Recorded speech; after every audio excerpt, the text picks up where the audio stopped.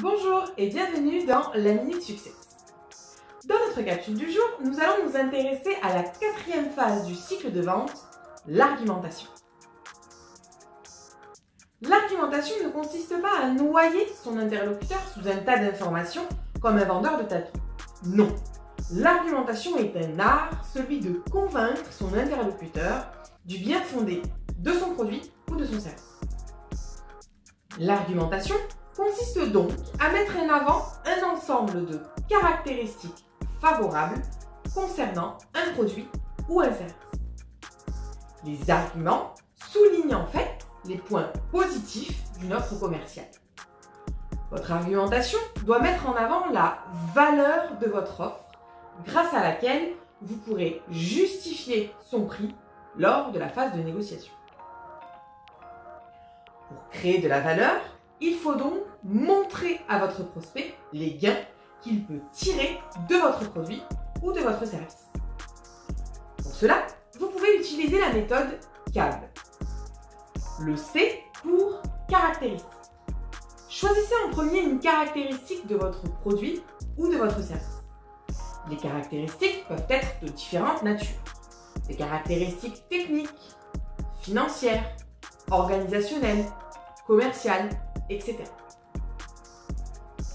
Ensuite, définissez un avantage lié à votre solution. L'avantage doit s'adapter au profil de votre prospect et à ses motivations d'achat, les fameux coins du sac. En s'adaptant à son profil d'achat, l'avantage formulé permettra de susciter l'intérêt de votre interlocuteur. Enfin, il vous faudra démontrer le bénéfice que votre interlocuteur pourra retirer de l'offre formulée. Ce bénéfice devra être personnalisé en fonction de votre interlocuteur, de son entreprise, sa situation, afin de le positionner en utilisateur de votre produit ou de votre service. Outre le fait de personnaliser vos arguments, vous devez prendre en compte votre interlocuteur en considérant son point de vue. Cela valorisera aussi l'écoute dont vous savez faire preuve.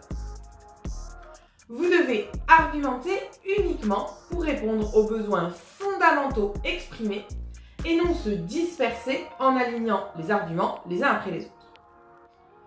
Tout au long de votre argumentation, pensez à reformuler vos propos et ceux de votre interlocuteur.